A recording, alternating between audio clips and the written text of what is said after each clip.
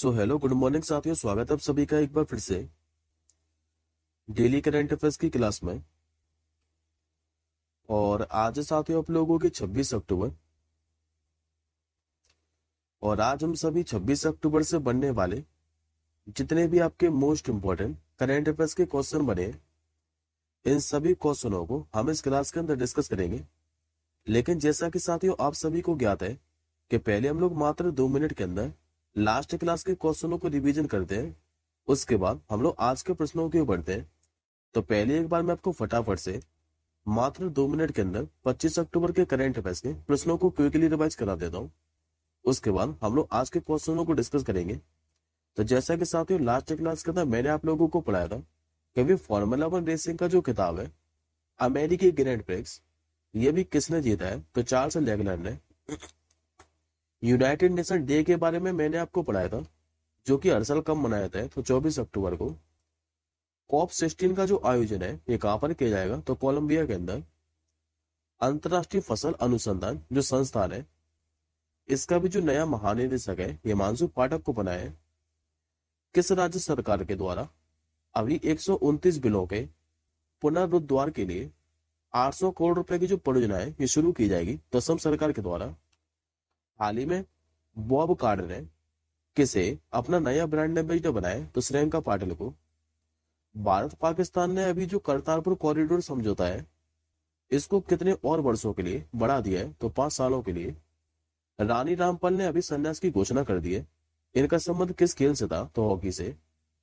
Global anti racism champion award 2024 से किसे सम्मानित किया गया है? तो उर्मिला चौधरी को। और जेपी मॉर्गन चेस इंडिया ने अभी किसे अपना नया सीईओ बनाया? तो प्रणब चावड़ा को। अब आज का साथियों पहला क्वेश्चन देखिए। आज का साथियों आपका जो पहला क्वेश्चन है ये अभ्यास से संबंधित क्वेश्चन है। आप लोगों से पूछ रहा है कभी भारत और सिंगापुर के बीच में जो समुद्री अभ्यास है जिसका नाम है सिम्बेक्स, ये कहां पर आयोजित किया जाएगा? तो इसका साथियों जो आयोजन है ये विशाखापट्टनम के अंदर किया जाना है। करेक्ट आंसर होगा ऑप्शन नंबर बी। दरअसल साथियों जो सिम्बेक्स अभ्यास है ये हर साल भारत और सिंगापुर के बीच में आयोजित किया जाता है, जो कि इस बार इसका 31वां संस्करण है। और ये 30 से लेकर 29 अक्टूबर तक आयोजित किया जाएगा विशाखापट्टनम के अंदर। और सिम्बेक्स अभ्यास की जो शुरुआत है ये कब हुई थी? तो 1994 के अंदर। देखिए साथियों भारत और सिंगापुर के बीच में क्या है कि 3 युद्धाभ्यास आयोजित किए जाते हैं। मैं एक बार आपको तीनों के तीनों रिवाइज करा देता हूँ। एक तो मैंने आपको आज ही पढ़ा है सिम्बेक्स अभ्यास। दो और कौन कौन से आयोजित किए जाते हैं? तो एक तो क्या था अग्नि वॉरियर, और दूसरा आयोजित किया था बोल्ड कुरुक्षेत्र। अब ये साथियों अभ्यास से संबंधित क्वेश्चन है। तो हाल फिलहाल के अंदर मैंने आपको जितने भी अभ्यास से संबंधित क्वेश्चन पढ़ाए वो मैं आपको सारे के सारे रिवाइज करा देता हूँ। तो एक बार आप लोग जल्दी से इनको रिवाइज कर लीजिए। जैसे कि मैंने आपको समुद्री लक्ष्मण अभ्यास के बारे में पढ़ाया था, जो कि अभी भारत और मलेशिया के बीच में विशाखापट्टनम के अंदर ही हुआ था। मैत्री अभ्यास की बात करें तो ये भारत और थाईलैंड के बीच में किया गया था। ओपेक्स अभ्यास की बात करें तो ये भारत और मिस्र की वायुसेना के बीच में हुआ है। नोमेडिक एलिफेंट ये भारत और मंगोलिया के बीच में आयोजित किया जाता है हर साल। ईस्टर्न ब्रिज की बात करें तो ये भारतीय वायुसेना और ओमान की वायुसेना के बीच में हुआ था। कारगिल 2024 की बात करें, इस बार इसका 8वां संस्करण था। ये भारत और कजाकिस्तान के बीच में उत्तराखंड के अंदर किया गया था। मालाबार युद्धाभ्यास के बारे में मैंने अभी आपको रिसेंटली पढ़ा है, जो कि विशाखापट्टनम के अंदर ही हुआ है। और ये जो मालाबार युद्धाभ्यास है इसमें क्वाड देश भाग लेते हैं। क्वाड देशों में 4 देश शामिल है। एक तो अपना प्यारा भारत, दूसरा है अमेरिका, तीसरा है जापान और चौथा है ऑस्ट्रेलिया। और अभी भारत और ओमान के बीच में मैंने आपको नसीम अलवर नौसैनिक अभ्यास के बारे में पढ़ा है, जो कि कहां पर हुआ है? तो गोवा के अंदर। अब आज के साथ ही हम लोग दूसरे क्वेश्चन क्यों पढ़ते हैं। आज का आपका जो दूसरा क्वेश्चन है ये अपॉइंटमेंट से संबंधित है। आप लोगों से पूछ रहा है कि अभी जो स्वीडन देश है यहाँ पर अभी भारत का जो राजदूत है ये किसे नियुक्त किया गया है? ये बना दी सती डॉक्टर नीना मल्होत्रा को। करेक्ट आंसर होगा ऑप्शन नंबर ए।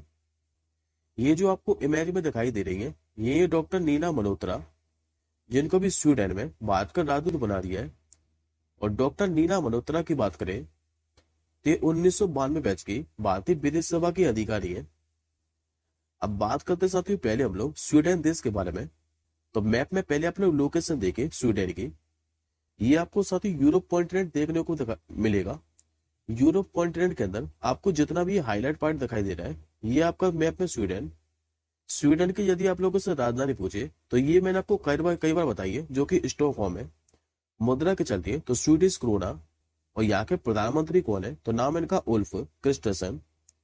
अब ये साथियों राजदूत से संबंधित क्वेश्चन है। तो अभी मैंने आपको हाल फिलहाल के अंदर जितने भी राजदूत या फिर उच्चायुक्त से संबंधित क्वेश्चन पढ़ाए, वो मैं आपको सारे के सारे रिवाइज करा देता हूँ। तो जैसा कि साथियों मैंने आपको नीदरलैंड में पढ़ाया था कि अभी बात के राजदूत कौन बने, तो इनका नाम है कुमार तुहिन। आइसलैंड में बात के राजदूत कौन बने, तो आर रविंद्र। क्रोएशिया के अंदर कौन बने, तो अरुण गोयल।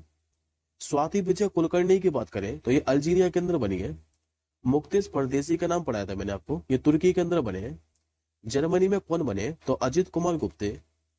फ्रांस में कौन बने, तो संजीव कुमार सिंगला। और अभी सेंट विसेंट और जो ग्रेनेडाइंस है, यहाँ पर भी बात के उच्चायुक्त कौन बने, तो सुभाष प्रसाद गुप्ता। अब आज के हम लोग तीसरे क्वेश्चन की ओर बढ़ते हैं। आज का आपका जो तीसरा क्वेश्चन है, ये दिवस से संबंधित है। आप लोगों से पूछ रहा है कि वर्ल्ड जो पोलियो डे है, ये कब मनाया जाता है। तो हर साल साथियों वर्ल्ड जो पोलियो डे है, ये 24 अक्टूबर को मनाया जाता है। करेक्ट आंसर होगा ऑप्शन नंबर डी। देखिए साथियों जो वर्ल्ड पोलियो डे है, ये रोटरी इंटरनेशनल के द्वारा मनाया जाता है जोनास ई साल्के के जन्मदिन के उपलक्ष्य पर। और ये जो साथी जोनास ई साल्के, इन्होंने ही पोलियो के टीके की खोज की थी।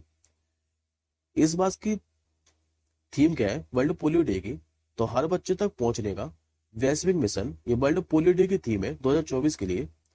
और इसमें साथियों आप लोग 1% और याद रखिएगा, क्योंकि ये कई बार रेलवे के एग्जाम में पूछा गया है। यदि आप लोगों से पूछे कि भारत को पोलियो मुक्त देश कब घोषित किया गया था, तो याद रखेंगे जनवरी 2014 के अंदर। ये साथियों अक्टूबर महीने के सारे दिवस है। मैंने आप लोगों को कल ही रिवाइज कराए थे। अब मैं आपको अगली नेक्स्ट क्लास के अंदर रिवीजन करा दूंगा। अब आज का हम लोग चौथे क्वेश्चन क्यों बढ़ते हैं। आज का आपका जो चौथा क्वेश्चन है, ये भी अपॉइंटमेंट से संबंधित है। आप लोगों से पूछ रहा है कि अभी हांगकांग संघाई जो बैंकिंग कॉरपोरेशन है, इसकी पहली महिला जो मुख्य वित्तीय अधिकारी है यानी कि सीएफओ, ये भी कौन बनी है। ये बन चुके साथियों पेम कौर। करेक्ट आंसर होगा ऑप्शन नंबर सी। देखिए साथियों जो पेम कौर है, ये भारतीय मूल की ब्रिटिश नागरिक है। और इन्होंने एमबीए और स्नातक की जो डिग्री है, ये पंजाब विश्वविद्यालय पटियाला से प्राप्त की है। और इन्होंने अभी हांगकांग संघाई बैंकिंग कॉरपोरेशन की गया कि पहली महिला मुख्य वित्तीय अधिकारी का पदभार संभाला है। बात करते हम लोग हांगकांग संघाई बैंकिंग कॉरपोरेशन के बारे में, तो ये एक ब्रिटिश बहुराष्ट्रीय बैंक है, जिसकी स्थापना कब हुई थी, तो 1865 के अंदर और हांगकांग के अंदर ही हुई थी। जबकि इसका वर्तमान में जो वैश्विक मुख्यालय है, ये लंदन यूके के अंदर है।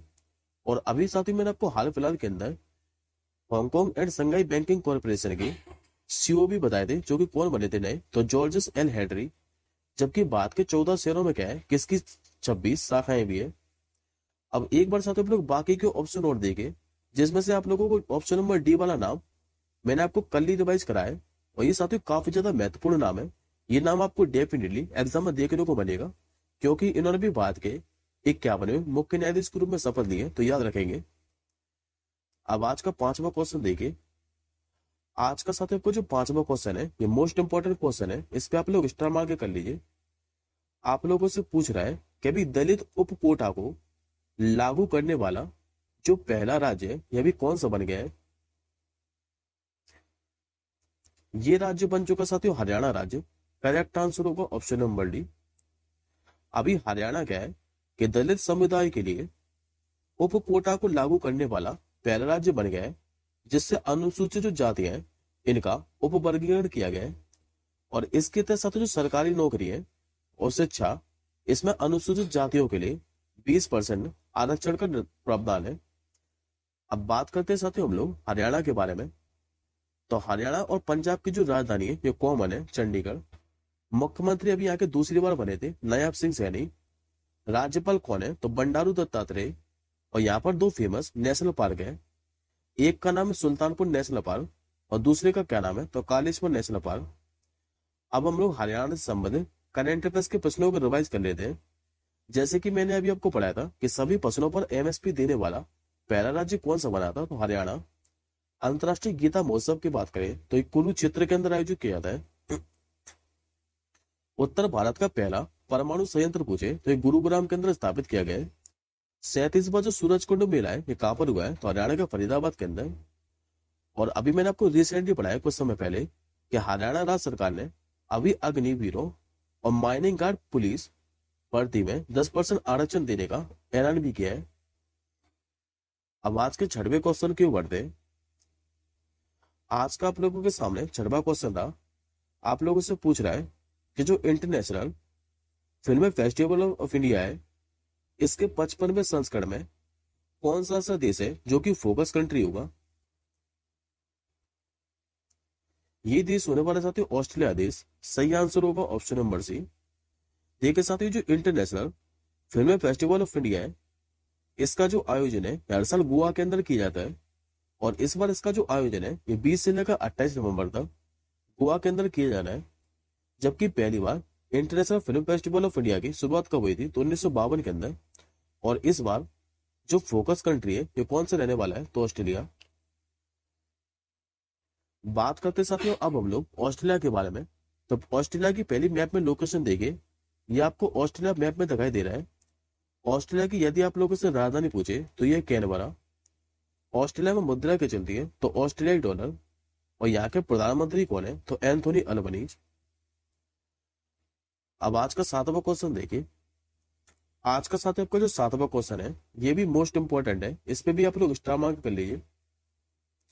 आप लोगों से पूछ रहा है कि अभी किस राज्य में पहला जो ड्राई पोर्ट है ये भी खुला है।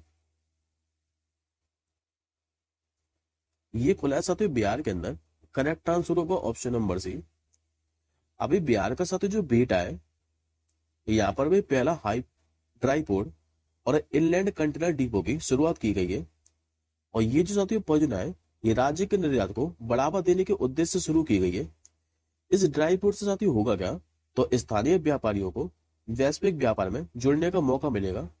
क्योंकि साथियों बिहार की बंदरगाह से दूरी क्या है कि अधिक होने से यहाँ के स्थानीय व्यापारियों को क्या है कि निर्यात करने में समस्या आती है और ये इस समस्या को दूर करेगा।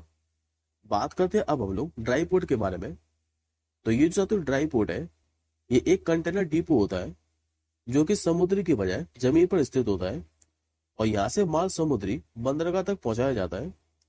इसमें कस्टम, सेवाएं, गोदाम और मल्टी मॉडल जो ट्रांसपोर्ट सुविधाएं ये भी शामिल होती है।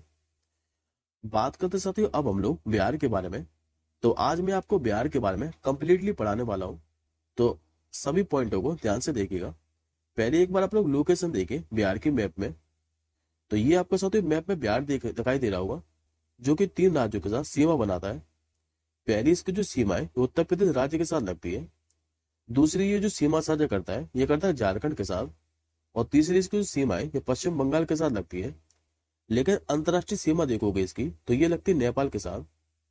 बिहार के गठन की बात करें तो 22 मार्च 1912 को बिहार का गठन हुआ था। मुख्यमंत्री कौन है, तो नीतीश कुमार। राज्यपाल कौन है यहाँ के, तो राजेंद्र विश्वनाथ अल्लेकर।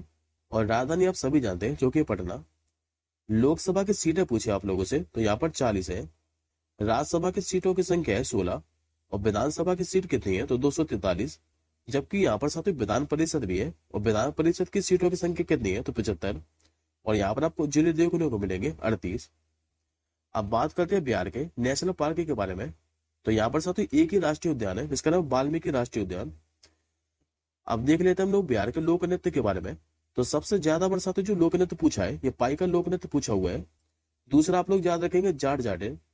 और ये जो साथ झिझिया लोक नृत्य है यह भी रिसेंटली एसएससी सीजीएल के एग्जाम में पूछा गया था। लेकिन ये इस तरीके से नहीं पूछा गया था। मैं एक बार आप लोगों को बता देता हूँ कि ये पूछा किस तरीके से था। एग्जाम में पूछा गया था कि इनमें से कौन सा लोक नृत्य है जो कि बिहार में देवी दुर्गा के तीनों रूपों को समर्पित है। तो याद रखेंगे ये झिझिया लोक नृत्य है जो कि लक्ष्मी, पार्वती और सरस्वती माँ को समर्पित है। बिहार के फेमस त्योहार की बात करें तो ये छठ पूजा है जो कि अभी साथियों आने वाला है। अब हम लोग बिहार से संबंधित करंट अफेयर्स के प्रश्नों को देख लेते हैं। तो ये साथियों आपको दो क्वेश्चन याद रखने हैं। अभी देश के पहले जो बापू टावर है इसका अनावरण कहाँ किया गया था, तो बिहार की राजधानी पटना के अंदर। और मैंने अभी आपको रिसेंटली पढ़ा है कि अभी कैमूर जो है इसको बिहार के दूसरे टाइगर रिजर्व के रूप में मंजूरी दी गई है, तो याद रखिएगा। अब हम लोग आज के 8वें क्वेश्चन की ओर बढ़ते हैं। आज का आप लोगों के 8वां क्वेश्चन रहा आप लोगों के सामने, हाल ही में भी जो तूफान ट्रॉमी है इसने भी किस देश को प्रभावित किया है, जिससे यहाँ पर 65 लोगों की क्या है कि मृत्यु हो गई है। तो ये प्रभावित के साथ फिलीपींस को। आंसर होगा ऑप्शन नंबर डी। देखिए साथियों, जब तक ये मैं वीडियो रिकॉर्ड कर रहा हूँ तब तक का जो आंकड़ा है ये भी 65 लोगों का है। हो सकता है ये आंकड़ा बढ़ भी गया हो।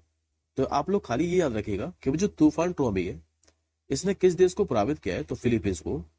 और ये फिलीपींस के कहां पर, तो दक्षिण में टकराया है, राजधानी मनीला के पास, जिससे अधिकांश जो है ये भूस्खलन के कारण मारे गए हैं। और अभी तक साथियों बाढ़ से कुल मौतों की जो संख्या है 65 हो गई है, जिसमें से 11 लोग जो है अभी लापता भी है। बात करते हैं हम लोग अन्य तूफान के बारे में। तो ये साथियों मैंने आपको हाल फिलहाल के अंदर पढ़ाया है कुछ ये चक्रवात, एक बार आप उनको रिवाइज कर लीजिए।